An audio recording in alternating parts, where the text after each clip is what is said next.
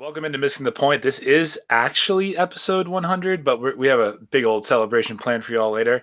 I am Michael Marcangelo, joined by the real BK Bob Kelly.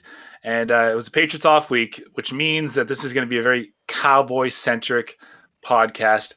Bobby, how are you? And what were your takeaways from the week of football? I'm good. As everyone here knows, new dad, so I'm a little tired, but I'm good. I'm here. I think we're all pretty tired. That's a fact. Little inside joke for everyone out there. I listen. I'm very happy the Cowboys won this week. We really took control of that division. It's ours for 100, pretty much 100%. If we win this week, and I think any of the NFC East teams lose, we clinch that division. However, as good as that defense was, as amazing as the D-line was, I need to start off with negative and just what the hell is going on with this offense, man? It is driving me nuts. The Cowboys had a 24-0 lead going into the half, and I was thinking blowout city, Central. I told you guys that. I was like, listen, the blowout is on tap. Get it ready.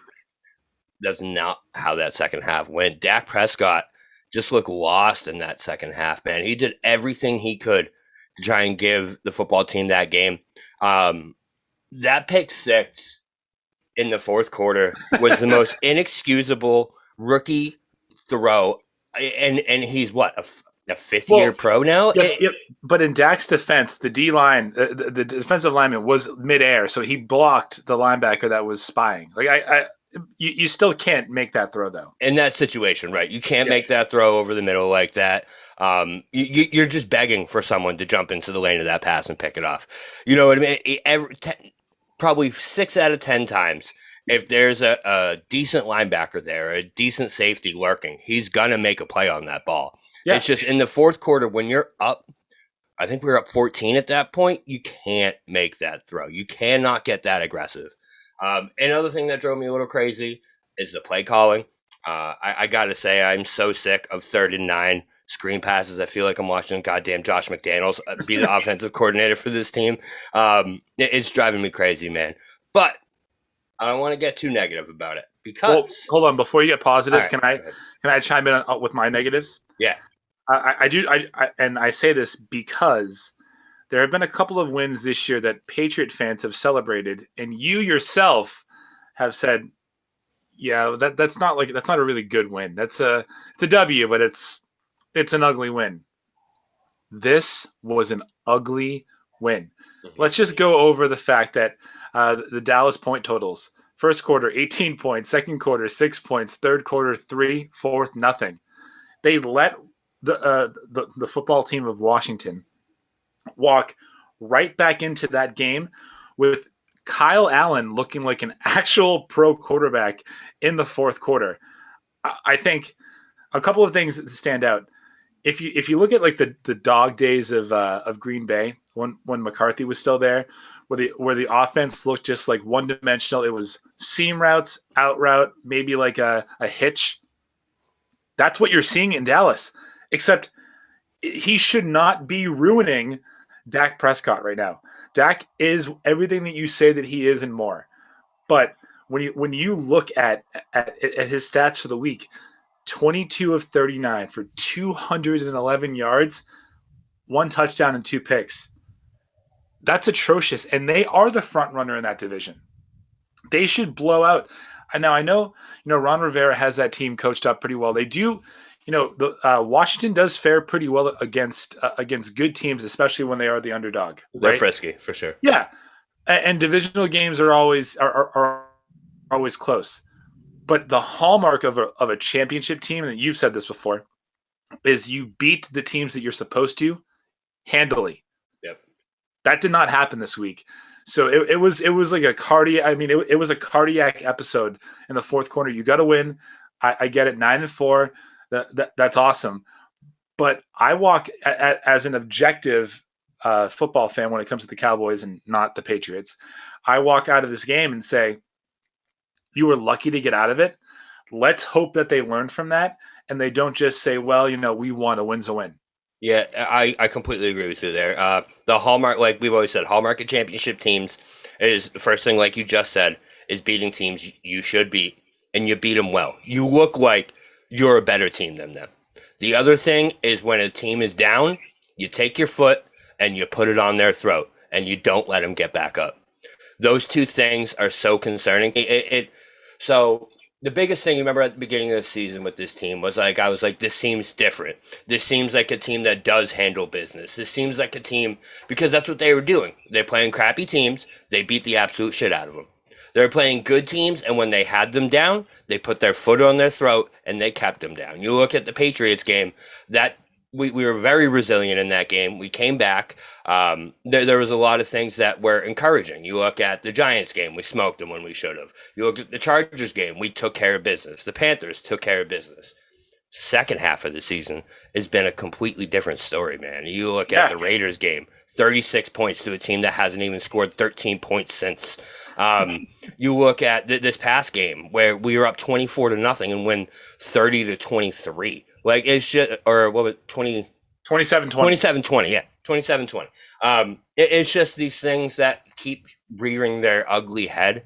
That's been things that have been driving me crazy about this team for 5-10 years. It just seems like they cannot go away. They can't. We can't do it. We can't get rid of it. We can't. So, I mean, over the last 5 or 10 years, right? Like, this isn't the same coach. The Clapper's gone. So, what is it? What is it about when? And it's not all the time. Like, I'm not shitting on the Cowboys, right? But there are some games when they do get off to that early lead that they do let the pedal off. They do let their foot off the gas. As the resident, Cowboys fan, why? Like, what is the reoccurring pattern here, and how do they fix it? So in past years it was the defense, but that's not the thing this year. Past years, we would get very lackadaisical on defense. We would stop blitzing. We would stop doing the things that were going well, and the game script would just flip. That's what happened year in and year out. Now what's happening is it's inexplicable, honestly, and it's not something I'd ever thought I'd say. But that offense just gets so stagnant, man, and it seems like every time we get the ball, it's third and long before we even realize it. You know what I mean? It's all of a sudden, it's 2 shitty run plays, 3rd and 9, Dak makes a crappy pass, we're punting the ball, and they have the ball back. It just seems like that's when we get into that let's control the ball mindset, we don't have the run game that we used to, and all of a sudden, Dak's not making those same throws that he was making at the beginning of the year, and all of a sudden, the team's back in the game. Are you, sorry to interrupt you, are you worried about Zeke? I asked that because this is the 3rd game in a row where he's averaging less than 4 yards a carry. So Mr. 3-point whatever seems to be rearing his ugly head. Yeah, no, I'm worried about Zeke. The only thing that makes me not worry is that I think Tony Pollard is an excellent running back. I do think that they are trying to keep Zeke fresh and healthy. The offensive line isn't doing him much favor, but at the same time, listen, if people are saying that Zeke is still Zeke that we knew, they're absolutely kidding themselves, because he's clearly not the Ezekiel Elliot that he was 2-3 years ago. He doesn't have the same burst. He doesn't have the same impact on the game on a game-to-game basis. He's pretty much in there now as a power running back who's really good at pass blocking. He's not that same, let's get Zeke the ball 25 to 30 times a game and he's going to dominate. That's not even a semblance of a conversation anymore. Now is just, let's get him through healthy, because I feel like he's more of like a leadership impact on this team at this point, because I honestly believe, and I've been saying it all year, my other buddy who's a Cowboys fan, Tony Pollard's a better running back at this point than Ezekiel Elliott. I feel more confidence when they hand the ball off to Tony Pollard than I do when they hand the ball off to Zeke. I have to say. Yeah. So a couple of things. Do you think he's better, or do you think he looks better because he's different? Right. I think you're right. They're trying to fit Zeke into this power back role, when the thing that made Zeke so unbelievable was his ability to cut and then explode. Yeah. And it feels like they're taking away his ability to cut. It's just run right up the middle. That's really not what he's good at. It's not his. He's better than I am, sure, but like that's not his strength, right? It's you let him go out there and you design those stretch plays or those off tackle plays to let him get in space and then make somebody miss, and then because he has flashes where every once in a while, like when he does have those 23 carries in a game, 6 of them you're like, man, is he still so good. But when they limit him to 12 or 13 carries and it's all the same power running up the middle, that's not him. He's not Jerome Bettis. Yeah, no, he's definitely not. I have noticed that too. They're using him more as a first and second down back rather than what he used to be, where he's great at catching the ball out of the backfield. He's great at, like you said, those one-cut runs, especially when we have run the counter, we'll bring the guard around to that, bro. Yeah, all day. And that's just not the case anymore. So, yeah, I am worried, but at the same time, I'm not, because I think Tony Pollard is the guy that's going to get us there. I'm more worried about Pollard's injury and how that affects our explosiveness than about Zeke. Zeke's there.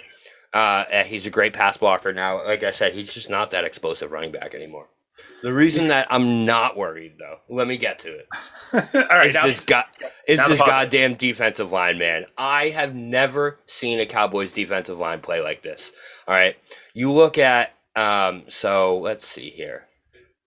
That defensive line, Dan Quinn must have been absolutely salivating at the mouth, because first of all, we took Antonio Gibson, who had been averaging 89 yards a game the past 3 weeks, about 6 missed tackles. He had about 315 plus yards runs a game. Against the Cowboys, 36 yards, 2 yards after contact, only 1 missed tackle all game, and not 1 run of more than 15 yards. I give all the credit to that healthy defensive line. Plus, Neville Gallimore had a sack. DeMarcus Lawrence had a sack. Randy Gregory had an amazing interception. Micah Parsons, who might be one of the best defensive players I've ever seen. I know it's early. I know. But my God, I have never seen a guy have a big of an impact, at least on the Cowboys. All right, I'll preface this. Never seen a guy have that big of an impact on the defensive side of the ball in the Cowboys. Every single game, this guy does something to turn the tide of the game. It's every single time. I just think when you think back to past teams that are modeled around that defensive line, I think we're just as good of a defensive line as those Giants teams that gave the Patriots fits all those years.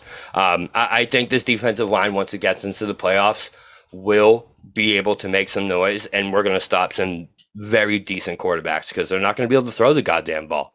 You know what I mean? And when they do, they're going to be forcing it into Trevon Diggs. So I really think this defense, if the Cowboys offense can play ball control football, I can't believe I'm saying this. It's wild to me.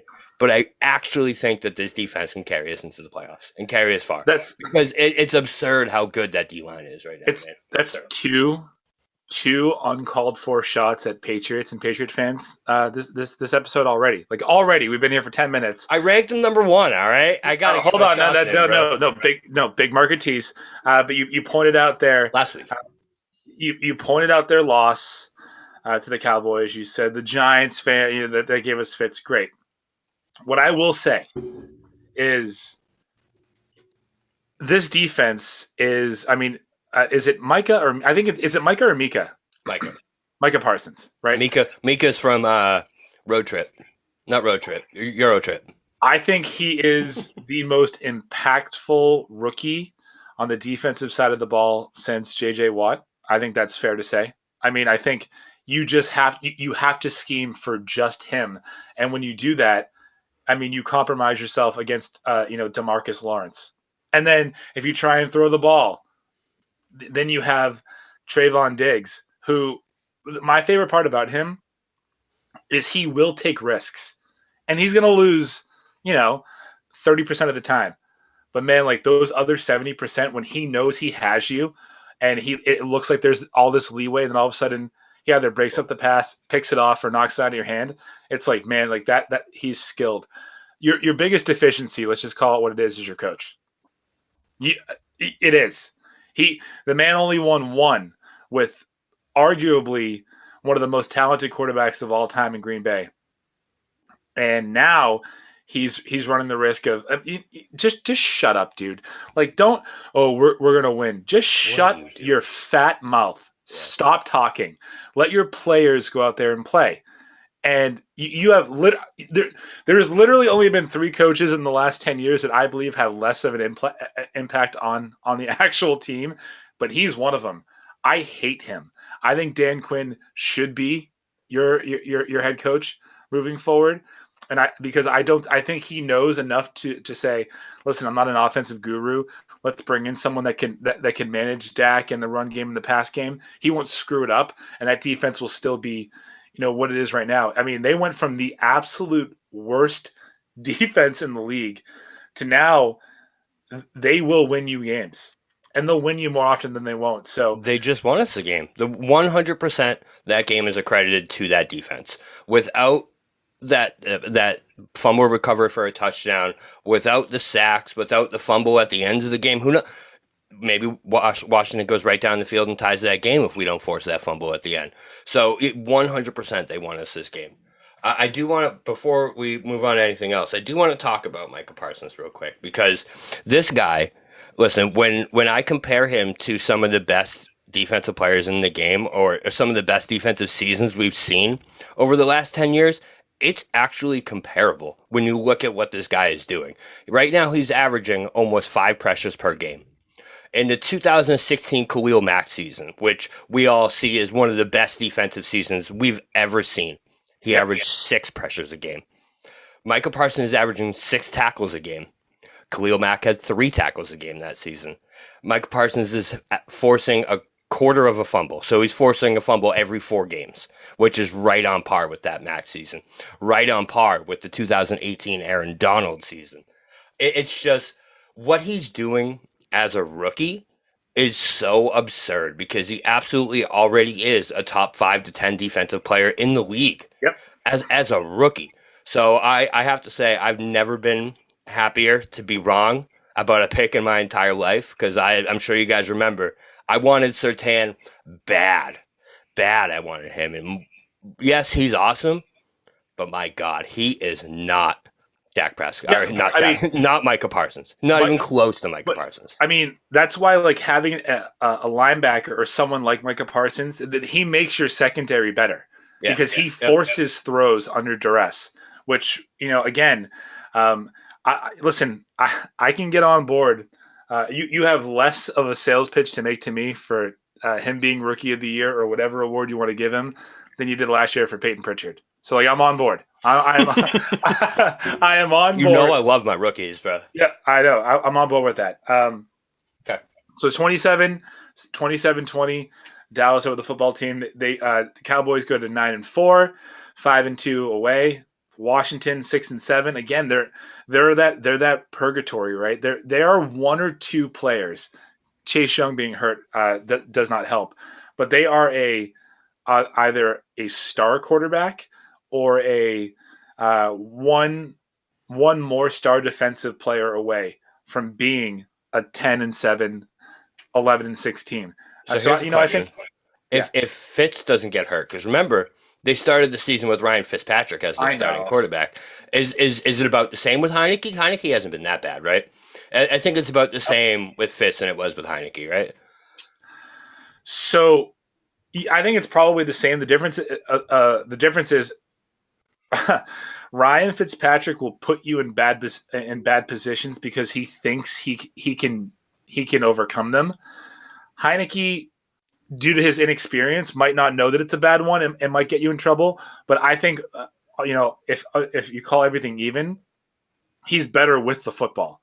He's more protective and he's faster. I think his arm's better. I think he's the guy that you want, that you'd rather go with.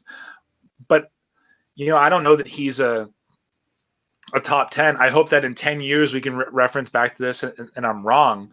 But I think Taylor Heineke might just turn out to be, like an Andy Dalton or John Kitna or something like that, where he's good, but he's just not good enough to get you to the next tier. Fair enough. Other games that happened over the weekend that I think are noteworthy. I think we need to talk about the Ravens and the Browns. There's no chronological order here that we're going, but the Ravens, obviously they needed a win. Things are not going their way in this game, especially with the injury to Lamar. They were positioned from a standing standpoint as one of the top 2 teams in the AFC, and they lose 24-22 to the Cleveland Browns. And I think that this is more of an instance where the Ravens lost more than the Browns win. Although a win's a win. I think Baker he put his team in an okay position to win. He didn't really kill them, but Lamar Jackson goes down after going 4 for 4 for 17 yards. Tyler Huntley comes in, and honestly, he looked pretty good. Like he was not the reason why they lost that game. So my question to you would be, regardless of, I know that you're going to factor Lamar Jackson being injured as a reason as to why the Ravens aren't good anymore. Whereas I would say that it's probably more of a positive in the grand scheme of things. What happened to the Ravens, and does this win propel the Browns to taking hold of that division? So what happened to the Ravens is I think they're kind of fraudulent, man. I've thought this all season. If you look at their wins, they have at least 3 to 4 wins that they had no business winning the games. There's been multiple times where they're down 2-3 scores, and that's when they turn it on. They come back, make that comeback, and they come back and win the game. And I just don't think that that's a recipe to be a successful football team. It never has been, never will be. Listen, the Cowboys tried it for years. Ask Tony Romo. It never works out. I also think that Lamar, listen, man, I love Lamar Jackson. I think he is a all-pro athlete. Yep. I don't think he's an all-pro quarterback. I don't. And he does have games where he makes amazing throws, where he's very consistent and on point 100% of the time. But he also has games, listen, he got hurt, so we can't rag on him too much for this game. But last game, he had 4 interceptions, man. Game before that, he missed some big wide open throws. So it's not the fact that I don't think he's a great athlete. I just don't know if he's consistent enough at the quarterback position to bring you to a title. I really don't. And I think when you look at how they looked without Lamar, listen, Tyler Huntley's not anything to write home about either. But I didn't see much of a difference between Tyler Huntley Ravens and the Lamar Jackson Ravens. And this even goes back to 2-3 weeks ago against the Bears. That Ravens team wasn't bad. They beat the Bears without Lamar Jackson. And the 2 games since then that Lamar has played, they're 0-2. And Lamar had 4 interceptions in one of them. So I just think, listen, I'm not saying Huntley should play over Lamar. I just think when you look at it, you need to temper your expectations from Lamar moving forward, because I don't know if he's ever going to be that quarterback who's going to be able to beat you with his arm. Granted, his legs are better than 99% of the legs out there. Sure, he can beat you with his legs. What do we know? Force him, What do we know about Lamar Jackson? Right, like, as you just said, he's an all-world talent. And he's one of the fastest, quickest men I've ever seen on the football field. But when is the last time that skill set at the quarterback position won a Super Bowl? Never, right? And yeah, I know. Like I'm the guy that's been preaching since the inception of this show, so over 100 episodes now, that says the reason, like, the best player on a Super Bowl winning team cannot be a running back. So if your predominant skill set is that you are an elusive, rushing quarterback, that applies to you. You can't. Now, they could have a stacked defense and they can win. That's fine. But what we've seen over every single playoff game that Lamar has is those teams have an answer for him when it comes to running the ball. They make him throw.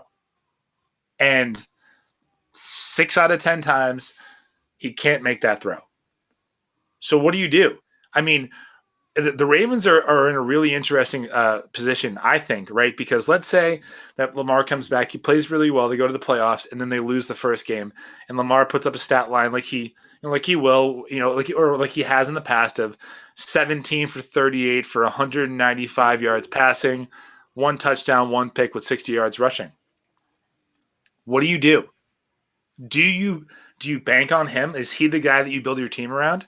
And is that skill set the type that you build your team around, or do you make a move? Like my hot take is, it's not that. I mean, if you've been listening, it's not that hot of a take.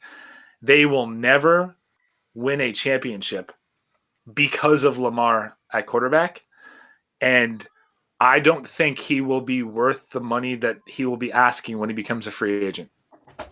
That's when it's going to happen. Is that free agent year? I don't know what's his contract looking right now. I do know that I think you're completely right. I don't think he'll ever be the reason they win a Super Bowl. We've seen it before. He might win one. He might win one. Yeah, I agree. He might win one, but I don't think it would be because of him. I think it would be more of like a. I don't want to compare him to Peyton, but it'd be more of like a Peyton where he gets carried there by his defense. He'll make a few plays to get him there, but he won't be the primary reason. I completely agree with that. Lamar Jackson's contract currently, I typed in stats. I agree that I don't think he's going to be worth the money that 4-year won't become a free agent until 2023. So 2 years. Yeah. So let's put it this way. If they go 2 more years, right, with this same trend where they fall behind in games, they need Lamar to save them. He does sometimes, but sometimes he's garbage. He can't win those primetime games. We go through this same thing for the next 2 years. What do you do? You can't re-sign him. You can't, because he's going to be asking at least $30 million. Yeah, at least $30 million. $35 million a year. Right. Maybe even more, because Dak's what, 36 a year? Yep. So he's going to be asking probably 40. You can't pay Lamar Jackson $40 million to be your quarterback. I love him, but that takes away from so many other aspects of your team. Yeah, you can't do that. You cannot pay this guy $40 million. I don't know what else will be out there is the thing, though. That's sure. That's when it comes to quarterbacks. Is like, is it worth it? No.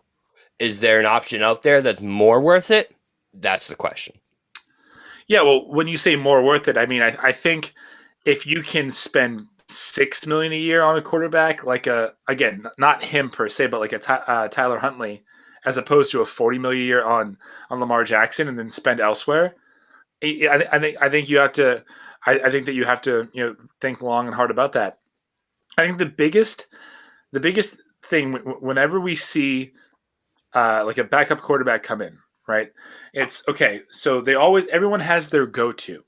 How do they react to a new quarterback? Mark Andrews, 11 catches, 115 yards and a touchdown, 8 of which came from Huntley. Rashard Bateman, 7 catches, 100 yards. You got Marquise Brown, 5 catches. So he spread the ball around. And, oh, by the way, he's pretty accurate, 27 of 38 for 270. And he's a backup. So what that tells me is, again, I think Lamar is a world-class athlete. I think he's a generational talent. But we've seen this before. I don't think he's the exception to the rule. Now, on the flip side, you have the Cleveland Browns eking out a victory over their division rival to move to 7-6. Baker doesn't play great, doesn't play horrible. The Cleveland could not run the ball, but the Ravens have a really good rush defense. What's going on with the Browns? I guess, in your opinion, was this game just a tale of two teams that don't really have a great or definitive direction? Yeah, I think that's exactly what it was. I do know Baker's hurt, so I know a lot of people have been ragging on Baker this season. Listen, I really just think they just feel like Baker's the better option, even with I think it's a torn shoulder muscle. Even with that injury, he's still a better option than Case Keenum as their quarterback. So I'm not going to put too much on Baker for the struggles so far this year. I do think that Cleveland, when they're healthy, they can be one of the more dangerous teams in the NFL because of that run game that they have. Because they have 2 running backs who are legitimately possibly top 10 running backs in the league. They have a great defense. I just don't know what's wrong with them this year. I really don't. 7-6, they're one spot out of the playoffs. And I do think that Stefanski's a great coach too. So I like Cleveland Great. better than I like Baltimore. If you were to ask me right now, make me put money on who's winning that division, I think I would take Cleveland over Baltimore, because if you look at who Baltimore has next, they have Green Bay. No chance they're beating Green Bay, in my opinion. Not a chance in hell. Hope they tie. Cleveland has Las Vegas. We don't know what Las Vegas team is going to show up. Is it the team that put 36 on the Cowboys? Probably not, because that team's not showing up again. I think Cleveland's going to take over that division lead this week. I do. And I think that's it for Baltimore. Here's a question for you. Baltimore doesn't make the playoffs. How about it's not on the hot seat, right? He's there. Okay. No. Yeah. I think he is a top 5, top 3 coach in the NFL. If you just look at what he's done with that team since he took over, different quarterbacks, they had to change over their entire defense, overhaul their entire offense, and they're always in consideration at the end. That's really all that you can do and all that you can want. And the biggest thing I will say about Harbaugh, which scares me the most as a Patriot fan, is that man is fearless. He does not care who you are, what you've done. He knows at any given time he can get his team to walk into your stadium and beat the ever-loving bag off of you. And there just aren't a lot of coaches in the league still that can do that. Agreed. I like Harbaugh. I also like how his reckless confidence, where he doesn't give a damn what the situation is. He trusts. So that's the thing with Lamar, is he does trust Lamar more than anything. You know what I mean? Like 4th and 1, biggest situation of the game, that 2-point conversion, he looks right at Lamar and says, "What do you want to do? You want to go for it? Let's go." And it goes from there, which is something that, that kind of chemistry between a quarterback and a coach, that just takes time to develop, and they definitely have it there. But yeah, no, I don't. I have to say, I just don't believe in Baltimore this year. I don't. There's so many games where you're watching it and you're like, "What the hell is wrong with this team? Yeah. They are so bad," and then they end up winning it. So I just don't know. Against a good team like the Patriots, or against a good team like the Packers or the Chiefs, I don't see Baltimore hanging in there like that. Yeah, I mean, Cam Newton and the Patriots beat Lamar Jackson and the Ravens last year, so that's all you need to know about that. What I will ask, my question to you would be, that faith and that belief that that NFL films and the media is just projecting about Harbaugh to Lamar. Do you think that is because of the narrative out there that Lamar cannot win them a game or a playoff game or a Super Bowl? Because you think he's overcompensating? Yeah, in a situation, I think the coach has to be the guy to say, like, this doesn't make the most sense to do this. Instead of saying, what do you want to do? We'll do it. You know what I mean? That's true. I never thought of it that way. Yeah, no, that's a very good possibility. I like that. Do you think that's an actual thing? I think that Harbaugh is a wise enough coach in 2021 to know that it's hard for a player of Lamar's stature to not hear what's being said about him. So he combats that with, this is your offense. We will do whatever you think is right. You're my guy.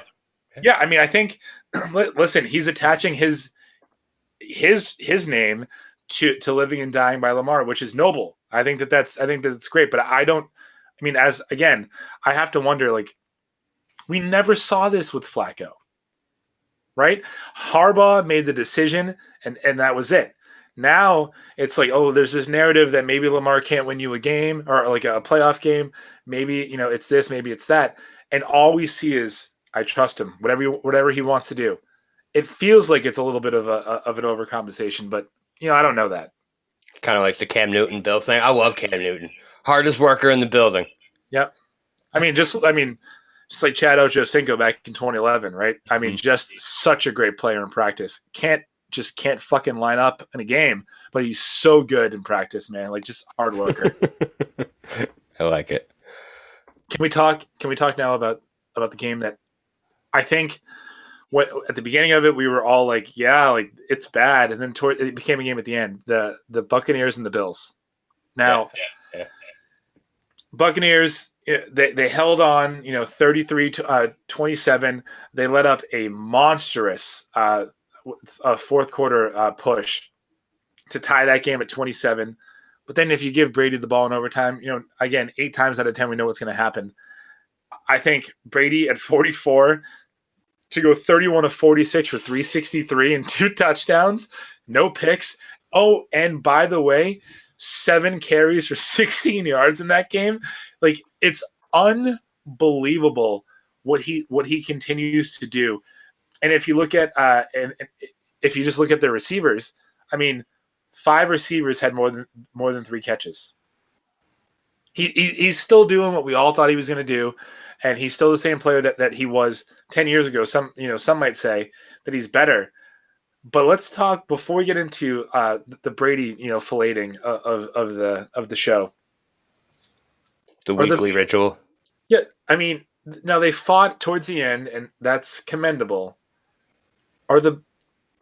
Is it wrong of me to think that the Bills might be a little broken?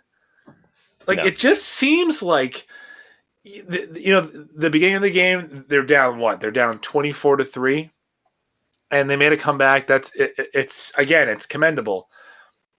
But I don't know, man. Like, that coach, I think he's so rattled by the fact that he is not looked at the same way that Bill is, or, Andy Reid or other coaches in the league. And then Josh Allen, again, $1 million arm. But sometimes he makes really bad decisions. And that defense, I'm sorry, it's not that good. It's not. I mean, the Patriots run 43 out of 49 total offensive plays for, 200 rushing yards? And then the next game, you allow Leonard Fournette to rush the ball less than 20 times and gain 113 yards and score a touchdown. What are you doing? So my question to you, Bobby, is it an overreaction for me to believe that the Bills might just be a little broken? No, I don't think so. I think your Doug McDermott take is right on point when it comes to that coach. I think he's the one that's broken, man. Listen, Josh Allen's great. The defense is really good, or they were really good. They have great weapons on offense. I really think that McDermott is broken. I don't know if you saw him after this game as well, but apparently he was very emotional after this loss. And also, bro, you look at what they did to lose this game. Okay, first of all, you're down 24-3 in the first half. All right, you ran the ball 0 times. All right, listen. That's not how this works, Mr. McDermott. You don't need to balance out all the runs you faced last week with just all passes this week. That's not the way it works. Second of all, you have 4th and 1 in overtime. What are you doing punting the ball back to Tom Brady? Are you out of your goddamn... Do you actually think that you are going to stop Tom Brady when all he needs is a field goal in overtime? Like, that's actually what he was thinking in his head. Is like, all right, you know what? We'll punt this ball back to Tom Brady. We'll stop Tom Brady, and then we'll win the... Like, bro, no. That will never work. In the history of Tom Brady's career, it has never been a good idea. Give this man the ball back. Especially... It's just never worked. He is 33-3 lifetime against your team. He dominates the Bills. You don't think when Tom Brady was getting that ball back, he wasn't like, all right, here we go. Guaranteed. All the Bucs fans were thinking, all right, thank you, Mr. McDermott, for that W. So it's just, I do think McDermott is broken, bro. I think that is a fact. And Belichick did it. It's just absurd to me how many teams Bill Belichick really has broken, how many players he's broken. He broke Zach Wilson. He broke the Dolphins of Sam past Darnold. year. So many. Sam Darnold, that's what I meant. And Zach Wilson, maybe. The thing about it is, though, the Bills ran it pretty well. Now, the condition there is that Josh Allen was their leading rusher, 12 carries, 109 yards. But Every other rusher for the Bills averaged more than 4 yards a carry. Devin Singletary, 4 rushes for 52 yards. And they just wouldn't do it. They just would not commit to the run. So, I mean, this team goes from what, being 7-4 to now they're 7-6, and they're fighting for a playoff spot, maybe. They got to play the Packers this week, too. Oh, wait a minute. I thought you just said that Baltimore plays Packers. You're right. I lied. Yeah. They play. I don't know who they play. But, the Panthers. They play the Panthers this week. They should win. But yeah, no, I agree. They definitely, they're broken, man. There's no doubt about that. Listen, the fact that Josh Allen had over 100 yards against the Bucs this past week, yet barely ran the ball, and 55-mile-an-hour winds the week before is absurd. I don't know. I really feel like it's one of those things where, I'm going to compare it to fantasy football. We're going to do that for a second. Yeah, where you have a guy, right? You don't play him 1 week, and you're like, oh, man, I can't believe I didn't play that guy. You know he's not going to put up that same production the next week. But you put him in your lineup anyways. He ends up getting you 2 points, and you're like, God damn, I knew it. And then next week he has a great matchup. You take him out, and he scores 36 again. That's what I feel like the Bills are doing with Josh Allen, is they're just overreacting to what happened the week before. It's like, you should have done all these things last week. Like, you had a game plan that you should have stuck to the week before, but instead you put it into this game, and it just fucked everything up. I don't know what the hell happened with the Bills, man. I really don't. I mean, now McDermott's a really good coach. I think he's a really good coach. I do think that his self-worth is a little too high. Like, I get it. Like, you've been there for 5 years. They've been in the playoffs for 3 or 4 of those years. Awesome. First time since 96.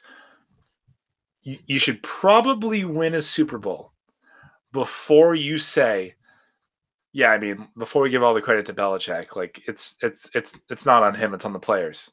Oh, because again, not to tout my Patriots footsie pajamas here. That man told you he was going to run the ball up your down your throat 44 times. Stop me, and you couldn't do it. And then the next week, they choose to run it 30 times for 140 yards and 2 touchdowns, and you couldn't stop it. So I don't know if it's ego, if it's pride, or whatever. But I think he's a really good coach. But he's getting his ass handed to him over the last couple of weeks. Just a fact. I mean, you look at what Indy did to them. I think that was the start of it. That team beat the ever-loving piss out of the Bills, and the Bills are a more skilled team. They should be tougher. Nope, they're not. So, Tom did us the biggest favor that he could do since he took his talents to Tampa, and I mean, he made the road really tough for the Bills. Now, in a couple weeks, when the Bills come here, they could be fighting for their playoff lives. 2 weeks ago, we were talking about how the next 2 meetings with the Bills could determine the division. Sorry, I just realized something. So the Bills 100%, to go back and definitively answer the question, they're broken. So you look at how they started. They started out this season. Let's see, 0-1, 1-1, 2-1, 3-1, 4-1, 4-1, and then 5-2 after they beat the Dolphins. Right. Enter November. They play the Jacksonville Jaguars. Lose 9-6. Is that a crazy? What did Rayshawn call it? When it's not the norm. An aberration. Thank you. Perfect word. Is that an aberration? Yeah, probably was. Showed it when they beat the Jets the next week. It's not an aberration when you lose 41-15 against the Colts at home. At home. Then at home. Then you go ahead and play the Saints. Saints are garbage. You win 31-6. Awesome. Patriots game was next. 14-10. No passes thrown. Then the Bucs game. So Three. in their last Three 6 passes. games, they have lost to the Jacksonville Jaguars, got blown out at home against the Indianapolis Colts, right? Lost at home to the New England Patriots, giving up 2 pass plays all game. And then you fall down 24-3 against the Buccaneers, make that comeback, and end up losing that game anyways. So yes, to answer that question definitively, the Bills are 100% broken. You can't lose 3 games at home after the month of or 2 games at home in the month of November. Also a game to a team who has 2 wins this season, and then also a game that you made a 24-3 point comeback and then punted the ball back to the GOAT in overtime to lose. Yes, they're broken. So I think that perfectly segues us into the playoff picture in the NFL. I think we learned a little bit, a lot this past week, and again, the Patriots didn't play, but if you're just looking at how each conference is shaping out right now, we have the Patriots at the 1 seed in the AFC, Titans with the 2, Kansas City with the 3, Baltimore with the 4, Chargers 5, Colts 6, Bills clinging on to that 7th. Is that how you see the AFC shaping out, or do you actually believe that either Cleveland or Cincinnati could overtake Baltimore for that spot? I do. So, Baltimore, right? So I think Cleveland does end up jumping Baltimore to get that playoff spot. I think that happens this week because, like we said, they have the tiebreaker with Baltimore, right? So I do think they end up jumping that this week. The 2 teams I would look out for is Cincinnati and Buffalo. I think it's going to come down to it with those 2 and those last couple playoff spots. I guess Indy too, because they could lose this week to New England. And he's in the 6th seed. Yeah, so I like Cleveland or Cincinnati to overtake Buffalo. Like I said, man, I think that they're absolutely broken. And I also think Baltimore's broken too. I think Baltimore and Buffalo are the 2 teams that are there right now that I don't think you're going to see them there come the end of the season. Patriots and the Chiefs are the 2 teams that beat in the AFC, right? That's 100% definitive. There's no one I think that compares to those 2 right now. Yeah, I mean, but the Chiefs are.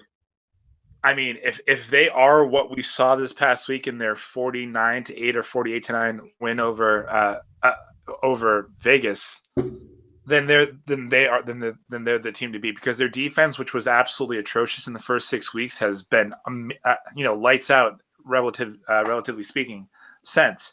And there's not any team in the AFC that can get into like a pissing contest with them offensively. You can't do that. The Patriots definitely can't. And then, I think the Titans getting healthy right now, that makes things interesting. But only if Tannehill plays like he did last year in the early part of the year, and not like he needs to win you the game. Right now, I think too much is on his plate. And we know what Ryan Tannehill is. I think we all do. Like he's fine, right? They need help elsewhere. But if Derrick Henry comes back, Tannehill goes back to managing games, higher completion percentage, I think they're a real team to be scared of. But in reality, Bobby, I'm sure you agree. If we're talking about a Chiefs team that can put up 28 points in less than a quarter, I mean, it doesn't matter. It really, to quote the great one, it really doesn't matter what you do. Yeah, agreed. It's scary with the way the Chiefs are looking, man, because right now they're not winning games like we're used to them winning. You know what I mean? That this past week was the first game pretty much all season that the Chiefs offense was wow. You know what I mean? That you looked at their offense, you're like, oh man, that's crazy. Before that, man, it was all defense. It was all ball control. And if the Chiefs can win a game by ball control and by shutting the other team out, they're going to be very hard to beat come playoff time. Because if you have to play against a possible ball control offense, but then also have to keep in the back of your head that they could throw 80 yards downfield and put up 48 any given night, but also hold you under 20 points, that's going to be tough to beat, man. It's going to be tough to beat. I think the Pats can do it, though. I have to say, man, listen, I have over this season, I have gone through a roller coaster with the Patriots because, listen, at the beginning, they looked awful. They looked awful. But in a season where week to week, you do not see teams execute on a week to week basis, you do not see teams win on a week to week basis, you don't see the same consistency from any of these top teams except for the New England Patriots. So that's why they got my number one last week, is because, listen, man, there's no one in the league that I have more confidence in knowing what is going to be seen that week. Every single week, the Patriots are who they are. Mac Jones is going to have a high completion percentage. Ramondre and Damian Harris are going to shove it down your throat, and the defense is going to do everything they can to stop you and probably succeed. That's what they're going to do every single week. And you know that. You don't know that with the rest of the NFL. Literally, there's not one other team in the league that if you were to make a consistency rankings, I would even come close to putting near New England. Because that's the way they're playing right now. It's just consistently solid football. And the only team in the league doing it. So that's why I really do have faith in this Patriots team, man. I do. I appreciate you saying that. I also hate that you're saying that because I just loved all the hate that you were throwing our way earlier in the year, and now here we are. But listen, like the league is good football is good football, man. The league is just so stupid, dude. Like there are a couple exceptions to the rule. Yeah, so it's not everybody. But I mean, Belichick, again, I mean, if he's not coach of the year this year, then it's rigged because he should be. He just puts everyone in a position to win. Now, whether they do or not, that's up to them, right? They still have to execute. I get it. But you just look at teams like the Buffalo Bills, like the Cincinnati Bengals, like the Pittsburgh Steelers. I mean, they just make so many stupid decisions all the time that cost you a game. I think Belichick is famous for saying that before you win a game in the NFL, you just can't lose one. Like that's how he coaches. Don't lose it. And because he knows that if his team, again, 8 times out of 10 makes no mistakes, they're going to win. Always. They're just going to. So it's really good to see. But I think, just the road opening up, I talked about this last time.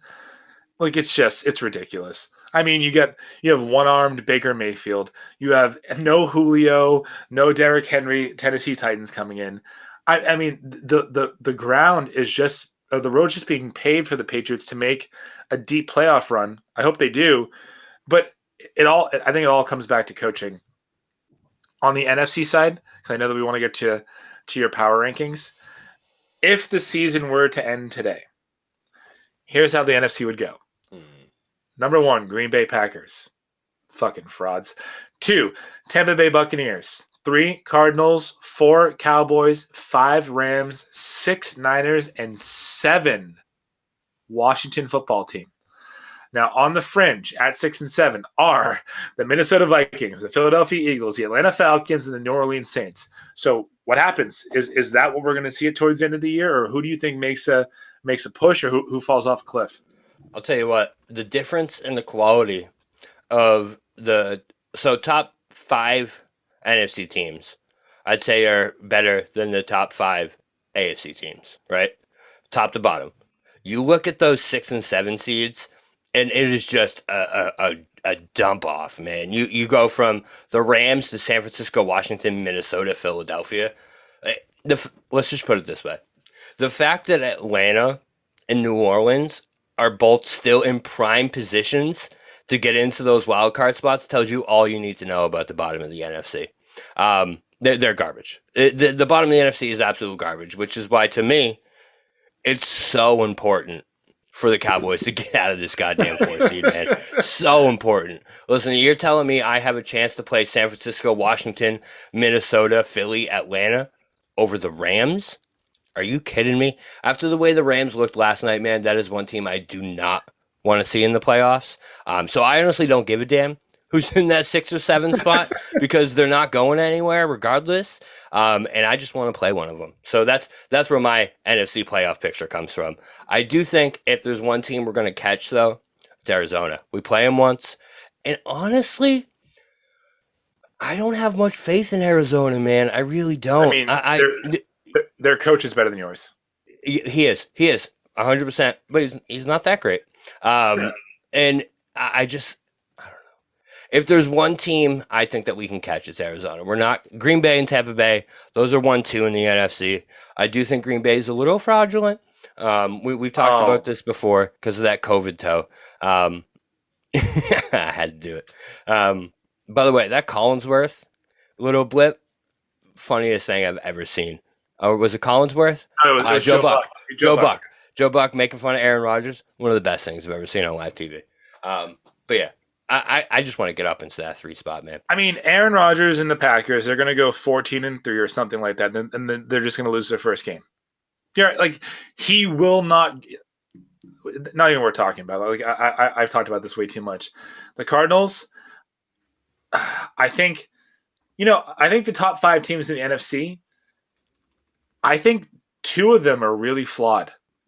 And the 2 that are really flawed for me in the top 5 are the Cardinals and are the Packers.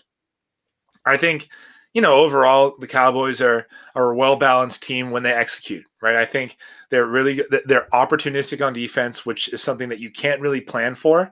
And at any given time, when Dak is himself, again, he's an MVP. He's an MVP candidate. Tampa Bay, coaching would be their deficiency. Bruce Arians, I like him as a human. I don't think that he's a great coach, but I think that this just proves that if you have Tom Brady as your quarterback, you don't need to be like you don't really need to be that great of a coach. And then the Rams, and that's primarily because I really, really like McVay. I believe that I think he can hold a room. I think he knows how to get his players up. I don't trust Stafford. The man's never won a playoff game. And if you want to pause this for a real quick second and have a good laugh on the air with all of our listeners, why don't you go ahead and Google Matt Stafford's record versus winning teams? He's never, wasn't it above 4 games over 500. He's never won. Not once. Not one game. Google his record against winning teams.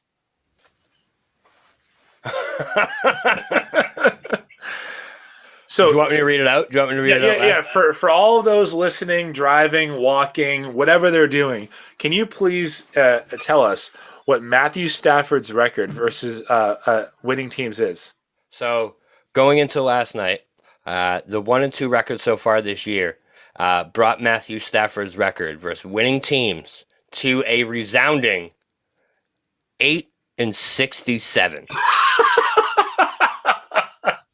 And not only that, so to add something else to it, last night against the Arizona Cardinals, Matthew Stafford's been in the league for what, 10 years? 11? Long time. Was his first win in his career against the team with 10 wins. In his entire career. First win against a team with 10 wins. So, yeah. So, like, that's, do with that what you want. But. Yeah, I mean, like, that information's out there for you. That's not, again, all-world talent, but again, if the Rams win, it's because of their coach. I firmly believe that, and they're fundamentally sound on defense. But yeah, I mean, as a Patriots fan, one last thing before we get to your power rankings, I am not scared of the Green Bay Packers, of the Arizona Cardinals, because Cam Newton and the Patriots beat them last year. I'm not scared of the 49ers. I'm a little intimidated, not intimidated, but it would be a dogfight between the football team and the Patriots. But man, like, I think Dallas and the Patriots, what we saw last time, would probably be something that would happen again. Like, those teams, like, they'll just play each other really well. Sorry, Bobby. Like, love you, mean it. I can't put into words what a Belichick versus Brady Super Bowl would do for me. Like there's just not I don't know how to say it or what words would encapsulate it correctly. This is because this is the last year that I could, I say that Brady will probably play till he's 60, but this is the last year that I think that that's actually a possibility. So, if the Cowboys win 3 in a row after this season, fine. Give me Brady versus Belichick in the Super Bowl. If I lost to Tom Brady, if only thing stopping the Cowboys going to a Super Bowl was Tom Brady, I don't know if I'd be that mad about it because it would be like, well, fucking Tom Brady, what are you gonna do? Yeah, listen, I would love to see a Brady Belichick Super Bowl. The party and the craziness of that Super Bowl week would just be unlike anything else we've ever seen. It would be Mahomes Brady multiplied by 50 from last year. It would be absurd. It would be amazing. So I could get down with that. Although I got to say that Cowboys Patriots game was pretty amazing. So it would make me happy to see the Cowboy. I mean, not happy, but it would be one hell of a story just for us and content purposes. Because as you used to say, you can never have enough of that. If the Cowboys beat Brady to get to the Super Bowl just to lose to Bill, you would lose your fucking mind. I don't think I would ever be more unhappy about football in my entire life. If the first time the Cowboys got to the Super Bowl, lose to a rookie. And the Patriots of all fucking teams. Oh my god, bro! I don't even know. I don't even want to talk about that. All right. Let's not talk about it. Let's get to your power. Let's get to your power rankings. We got the Ravens. Like I said, like we've said all show, I don't believe in this team. I don't think Lamar is the answer. They're here strictly because of where they were in past weeks. We have 10, the Ravens hanging on to that 10th spot. 9, they're back in it this week. They got a good win. I think once their running back and their best player comes back, they could be a completely different team. Tennessee Titans, it's impressive that they are where they are. Number 8, the Chargers. I love Justin Herbert, man. I really do. Like I said, 68 yards on a dime was just one of the best throws I've ever seen. You always have a chance when you have Justin Herbert. Number 8. Number 7, we're dropping a spot. I can't believe I'm doing this after a win. But the 7 is the Cowboys, down from number 6 from last week. Whoa. Listen, I love this defense. I love everything about them. That D-line is going to create headaches for a lot of teams. But until we can figure out what the hell is going on with the offense, the teams above them, I can't, in my right mind, as a football fan, put them above them. So I have 7 Cowboys. 6, after last night, loss, they did drop pretty far. But again, teams above them just are looking amazing right now. So I have 6 Cardinals. If Kyler's healthy and that team is healthy, I do think they can make some noise. But let's see what they do against some good teams coming up. 5, Rams. They're just high-powered, man. They got it at wide receiver. They got it on defense. They got it everywhere. So I do like the Rams moving forward. They jumped the Cardinals this past week. I mean, even though Stafford's 8 and 184 against winning teams, you still like the Rams? Hey, listen, it's not based off of the 10-year career. This is based off this year and last week. So, yeah, just based off that win, man, they look good. I think OBJ and Stafford do have a good connection going on there. And then you have Cooper Kupp, man. He's impossible to stop. That dude is absurd. He's absolutely absurd. 4, they're back. Best they've looked all season, the Kansas City Chiefs. I believe that's 5 in a row for them now. 6 in a row for the Chiefs. So they're definitely back. The NFL needs to be on notice about the Chiefs because they're coming. Number 3, Mr. Tom Brady and the Tampa Bay Buccaneers. They pulled it out against the Bills. Like I said, 33-3 against the Bills' career for Brady. It's just absurd. I love that stat. But I like Tom Brady and the Buccaneers. I just think from the overall work that we've seen all season, if you add it all together, the team right above them just been a little bit better all year, and that's the Green Bay Packers. I put them at 2. Joking. That's okay. Considering 2 of their losses was week 1 against the Saints, which you can't even really count that at this point, and then the week without Aaron Rodgers.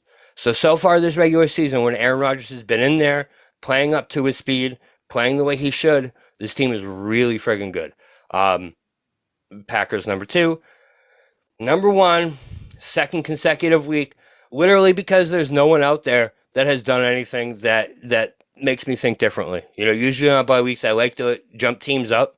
But even the teams below them, listen, the Bucks blew a 27-point lead.